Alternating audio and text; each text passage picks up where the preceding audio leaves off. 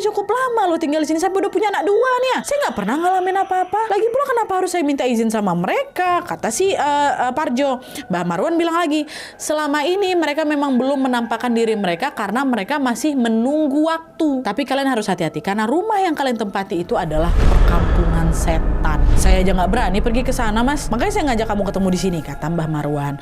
Nah, mendengar penjelasan dari Mbah Marwan ini, Parjo nanya lagi, terus saya ini harus kayak gimana, Mas? Mbah, bisa sembuh nggak ini gitu kan? Nah, dari situlah Mbah Marwan ini akhirnya menyarankan Parjo untuk menjalankan sebuah ritual khusus, yaitu menaburkan garam di sekeliling rumahnya sebanyak 3 kali pada malam sebelum bulan purnama.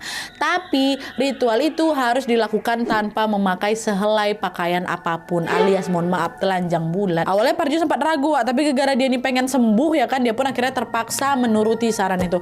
Ya udahlah Mbah, saya ikutin aja lah apa yang kamu bilang, yang penting saya sembuh, kata si Parjo. Dan akhirnya singkat cerita, hari yang ditunggu-tunggu itu pun akhirnya tiba, Wak. Pada suatu malam sebelum bulan purnama, Wak, Parjo pun melepas semua pakaiannya dan menaburkan garam di rumahnya sebanyak 3 kali putaran dengan ditemani sama istrinya, Suri, nggak sendirian dia, Wak. Nah, tapi pas baru aja masuk ke putaran kedua, pingsan Parjo nih. Astagfirullah Mas, kenapa kamu pingsan? Bangun Mas, kenapa kamu nggak apa-apa kan? Kata Suri, panik Suri kan.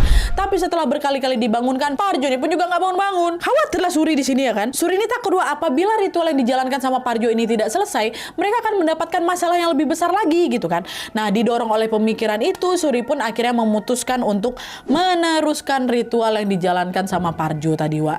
Sama kayak Parjo tadi juga. Di situ Suri langsung melepaskan semua pakaiannya dan lalu menaburkan garam di sekeliling rumahnya.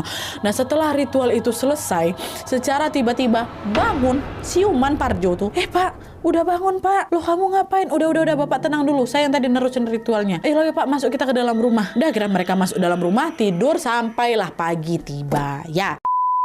Nah, pada keesokan harinya, Wak, ada sesuatu yang tidak biasa terjadi pada Parjo. Di mana pada hari itu dia terbangun dalam keadaan yang segar bugar, seolah-olah tidak mengalami sakit sama sekali. Nah, di situ Parjo mikir, wes, manjur juga ini nasihatnya Mbah Marwan ya. Aku sudah sehat seperti dulu, kata dia.